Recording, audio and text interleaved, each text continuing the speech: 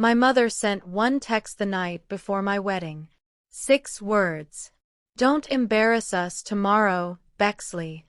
By the time I walked into the ceremony the next afternoon, every single chair on my side of the aisle was empty, and the man my family dismissed as the guard was the only person standing there for me.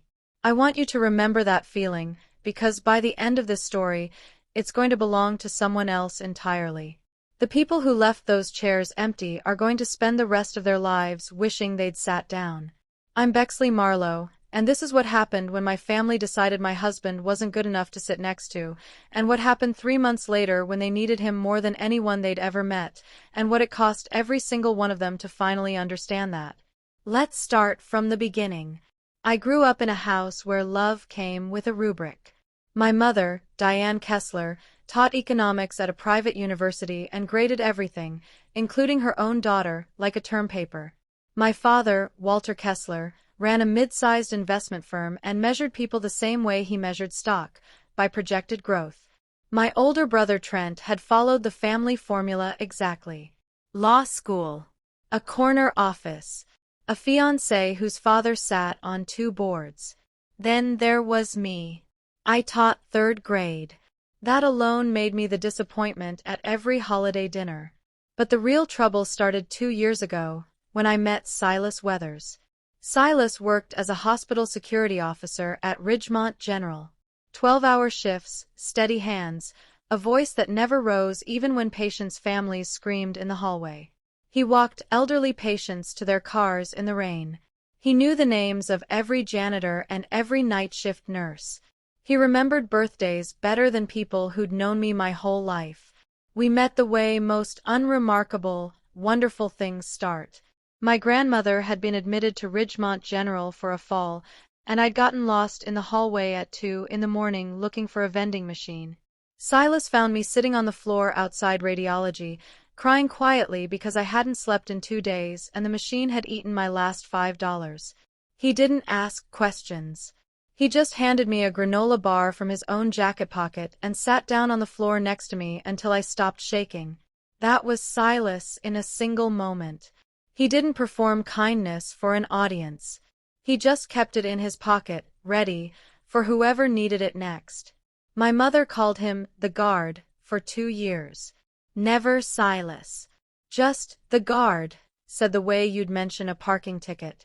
I remember one dinner, about 6 months into dating him, where my mother spent the entire meal asking Trent's fiancé about her father's law firm, her sorority connections, her plans to eventually run for local office. Then she turned to Silas and asked, with a smile that didn't reach her eyes, whether he'd ever considered something more sustainable long-term. He answered calmly that the job was sustainable enough to keep people alive, and my mother laughed like he'd made a joke instead of a point. When we got engaged, I made the mistake of thinking a wedding invitation might soften that. It didn't. It sharpened it. The months leading up to the wedding were quiet in the worst way. My mother stopped asking about flowers or seating charts. She started asking, instead, what Silas's 5-year plan was. Whether he intended to go back to school. Whether I understood what I was signing up for, financially, by marrying someone in his position. I told her love wasn't a spreadsheet. She told me spreadsheets were how people avoided regret. 2 weeks before the wedding, I sent out 68 invitations to my side of the family and my parents' circle, aunts, uncles, cousins, my mother's faculty friends, my father's business partners. People who had watched me grow up. People who had once asked about my grad school plans before asking if I was happy. Every RSVP came back the same way. Silence. Not one yes. I found out later my mother had made calls. Framed the marriage as an embarrassment to the family name. Suggested, gently but firmly, that attending would be an endorsement she wasn't prepared to give. 2 weeks of empty mail. 2 weeks of missed calls I didn't return. And then, the night before the wedding, at 11:43, my phone lit up with her voicemail. I didn't answer live. I let it go to message, because some part of me already knew I couldn't survive hearing that voice in real time. Her message was 4 sentences long. She said it wasn't too late to cancel. She said a person could still walk away from a mistake before it became permanent. She said the family had discussed it, and none of them would be attending in good conscience. She said she hoped, someday, I'd understand this was for my own good. No goodbye. No I love you. Just judgment, delivered like a verdict. I sat on my couch in a wrinkled shirt with my veil hanging off the back of a chair, and I played that voicemail 3 times, waiting for some part of it to soften. It never did. For minutes later, Silas walked through the door, still in his uniform, rein on his shoulders, carrying that quiet exhaustion he always had after a double shift. I didn't say anything. I just handed him the phone. He listened once. Set it down gently. We can cancel the venue, he said. Go to the courthouse Monday. Just us. No audience, no chairs to fill. Part of me wanted that. I was tired of bleeding in front of people. But I was more tired of letting my family believe their cruelty was somehow reasonable. No, I told him. I want to walk down that aisle. I want them to see exactly what they chose not to be part of. He nodded, the way he always did when he wasn't going to argue with my grief. When he hung up his jacket, I noticed a thick envelope in the inside pocket, one from the hospital's administrative board that he'd mentioned once and never opened. Should we tell your parents what's actually in there? I'd asked him once, weeks earlier. He'd shaken his head.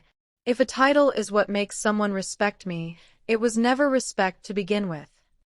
I didn't push. That was Silas. He built his worth quietly and let people misjudge him if they wanted to. The morning of the wedding, my phone buzzed twice more. Trent, don't turn Dad into a joke in front of people he actually respects. My mother, there's still time to make the right decision. I didn't respond to either one. 2 weeks earlier, sitting in my car outside a pharmacy with mascara on my seatbelt, I'd already made 68 phone calls canceling meals for guests who were never going to sit in those chairs anyway. There was nothing left in me to negotiate with by the morning of the wedding. Just quiet, and the dress hanging in its garment bag, waiting. I put on the dress my mother had refused to even look at in photos, and I buttoned it myself in a bridal suite that smelled like peonies and hot curling irons. The coordinator kept busying herself with lipstick and tissues so she wouldn't have to look at me with pity. Eventually she asked, carefully, "Who's walking you down the aisle?" "No one," I said. "I'm walking myself." When the doors opened, the first thing I saw wasn't Silas at the altar. It was the empty left side of the room. Row after row of white chairs with cream ribbons, and not a single person sitting in them. My mother's seat. My father's. Trent's. Aunt Louisa's laugh missing. Cousin Priya's perfume missing. 68 declined invitations lined up like a wall of absence. Silas's side wasn't large, but it was full. 2 nurses from his hospital. A retired volunteer from the oncology floor. The janitor who always saved him coffee. A woman I recognized from a story he'd told me once, about helping her find her son during a code blue. Every one of them turned to look at me at the same time, like they understood exactly what that empty side meant. Then I looked toward the altar. Silas saw the empty chairs before the music even finished. And he didn't wait for tradition to save appearances. He stepped down off the platform, folded his vow card, handed it to the officiant, and started walking toward me. A few gasps rippled through the small crowd. He stopped halfway, held out his hand, and said quietly enough that only the front rows could hear it, "You are not doing this alone." Something inside me that had been shaking for 2 weeks finally went still. I took his hand. We walked the rest of the aisle together, past the wall of empty chairs, past the flowers my mother said she wouldn't help pay for, past every ounce of silence she tried to turn into punishment. The officiant's voice wavered on the opening line before steadying. I said my vows without looking at the empty seats. Silas said his without notes, looking straight at me, promising a home that would never measure a person's worth by their job title or their zip code or how polished their hands looked in a boardroom. When we were pronounced married, The small room made a sound that wasn't loud, wasn't dramatic. Just honest. And then, because my humiliation apparently wasn't finished with me yet, my phone started buzzing from inside the bouquet basket. Once. Then again. Then again, rapid and relentless.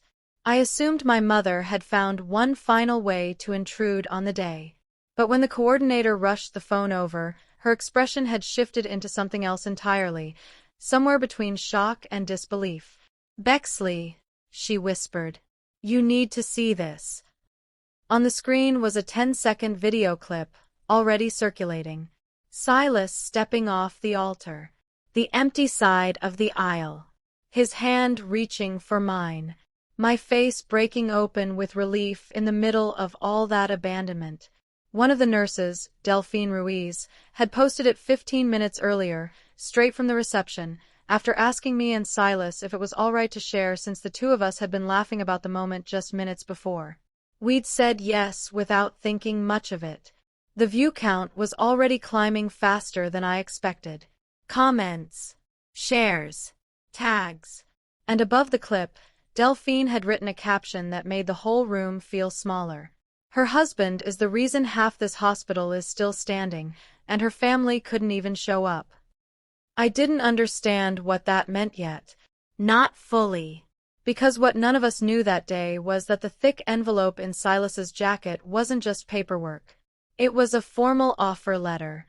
Ridgemont General had spent 8 months quietly restructuring its security and safety division after 2 serious incidents the year before, an armed intruder scare and a fire alarm failure that nearly cost a patient's life. Silas had been the one who de-escalated the first and physically carried 2 patients out during the second. The hospital board hadn't just noticed.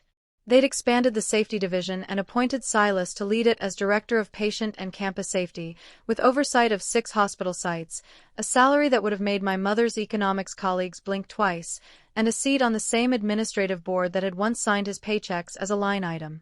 He'd been sitting on the offer for 3 weeks, deciding whether to accept it before or after the wedding, because he didn't want anyone thinking he'd earned our marriage with a title bump. The 2 incidents that led to that offer weren't small. The first happened on a Tuesday night when a man in the emergency waiting room became violent after being told his insurance wouldn't cover an admission. Silas was the one who stepped between him and a terrified young receptionist, talked him down for 11 straight minutes without raising his voice once, and got him connected with a social worker instead of a police report. The second happened during a fire alarm malfunction on the maternity floor, when Silas personally carried 2 newborns and guided 11 new mothers down 4 flights of stairs before the all-clear was even confirmed. The hospital board had watched the footage from both nights more times than they'd admit, and quietly agreed he was the kind of person you build a department around, not just a shift schedule. That video, though, didn't wait for his announcement. Because Delphine hadn't just filmed the wedding. She'd been in the room 3 days earlier when the board formally approved his promotion, and she recognized him instantly in the clip. By the time our small reception dinner ended that night, the video had passed 150,000 views. By the next morning, it was closer to 300,000, and a local news outlet had picked up the story under a headline that read, "Groom walks away from altar to comfort bride after family no-show.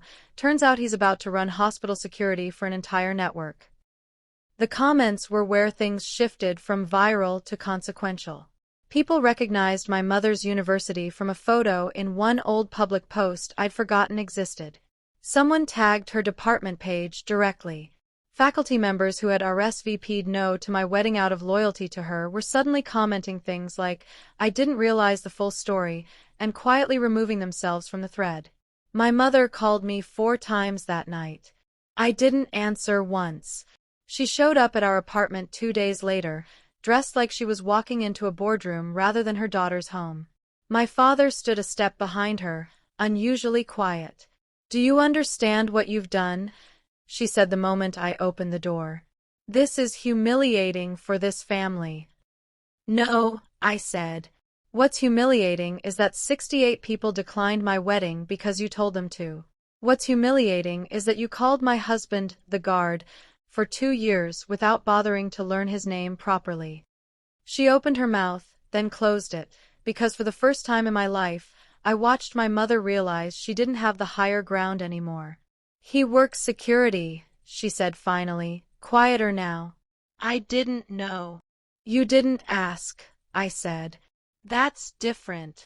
Silas came up behind me then, calm as always, and extended his hand toward my father the way he did with everyone, regardless of how they treated him. Mr. Kessler, he said. I know this is uncomfortable. I'm not interested in making it worse. My father shook his hand slowly, like he wasn't sure it was allowed. My mother, though, wasn't finished.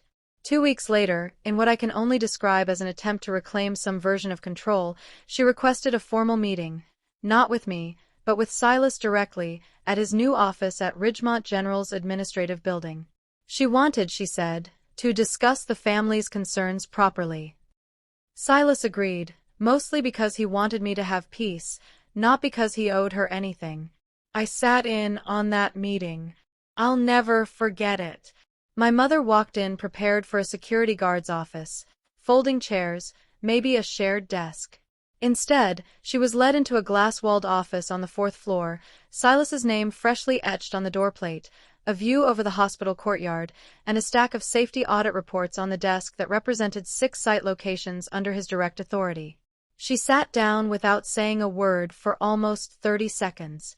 I owe you an apology, she finally said, more to the desk than to him. I made assumptions about what kind of life you could offer my daughter. Silas nodded once. You made assumptions about what kind of person I was. The job title was never the point. I know that now, she said. Do you? I asked. Because it took a viral video and a promotion for you to sit in this chair and say that. If none of this had happened, if Silas had stayed exactly the same person doing exactly the same job, would you be here? My mother didn't answer right away. She looked down at the audit reports stacked on his desk, at the framed commendation from the hospital's emergency response team on the wall, at the view of the courtyard 4 floors up. I watched her search for a version of the truth that didn't make her sound as small as she actually felt in that chair. No, she finally said, so quietly I almost missed it. I wouldn't be here. And I think you already knew that before you asked. That silence, and the honesty that eventually broke it, told me everything her voicemail hadn't. Here's the part one need you to understand, because this isn't a story about people learning their lesson through comfortable growth. It's a story about consequences finding their way to people who thought they were untouchable. 3 months after the wedding, my mother's university placed her on a mandatory review after an internal complaint surfaced, completely unrelated to me, filed by 2 junior faculty members she'd been dismissive toward for years, citing a pattern of condescension toward colleagues she deemed beneath her academic tier. The complaint had already been sitting quietly under review for over a year. The sudden public attention around her name simply meant the university could no longer let it stay quietly unresolved. She wasn't fired. But she lost her department chair position, the one she'd spent a decade building her identity around. The review committee's final report noted a documented pattern of dismissiveness toward junior colleagues from less prestigious academic backgrounds, the same instinct she'd aimed at Silas for 2 years, just pointed at people inside her own building instead. 2 of the professors who'd testified against her were people she'd once introduced to me as the ones who didn't quite make the cut. The same woman who'd measured my worth by profession found her own professional standing suddenly measured, publicly and unfavorably, by exactly the kind of judgment she'd handed out so freely. My father, to his credit, was the first to genuinely change. He started calling Silas directly, without me as the go-between. Asked him about hospital safety protocols, sat in on one of his department briefings out of real curiosity, not obligation. He even sat through an entire budget presentation Silas gave to the hospital board about upgrading emergency response systems across all 6 sites, and afterward told me it was the most impressive financial planning he'd seen from anyone under 40 in years, including people at his own firm with 3 times the formal education. 6 months later, over coffee neither of us had asked the other to share, he told me quietly that he wished he'd asked more questions 2 years earlier instead of accepting my mother's version of who Silas was. I built my whole career reading balance sheets, he said. I should have known better than to judge a person by his job title instead of his character. That's the first rule of due diligence, and I broke it with my own daughter. It wasn't a perfect apology, but it was an honest one, and coming from my father, honesty had always been rarer than money. Trent's reckoning came from a direction none of us expected. His fiancée's father sat on the same regional hospital board that had just approved Silas's promotion, and once the video made the rounds, that board member mentioned, almost in passing at a dinner, that he found it curious a family could produce a son so career-focused and a daughter so willing to marry beneath her, without noticing the daughter had actually married the one person in the family who'd saved lives with his bare hands. Trent's fiancée asked him directly why he'd skipped my wedding. He didn't have an answer that survived the conversation. Their engagement quietly stalled for months afterward, and Trent, for the first time in his life, understood what it felt like to be measured by someone else's rubric and found wanting. He apologized to me exactly once, in a text message, and never brought it up again. I've made peace with the fact that some people change enough to survive their own conscience and not 1 inch more. As for the 68 empty seats, most of those people reached out eventually. Not because they suddenly respected Silas, because they were embarrassed to be associated with a decision that had gone viral for all the wrong reasons. Some sent gifts a season late, as if a serving dish could undo the silence of an unanswered invitation. Others simply liked a photo online, as though that counted as an apology. I didn't return most of those messages. Forgiveness is not a group text, and it is definitely not a delayed wedding gift. My mother and I talk now, but differently. She asks about Silas by name. She's met his co-workers. She sat through an entire hospital gala last spring and didn't once ask what his 5-year plan was, because she finally understood his plan had never needed her approval to be worth something.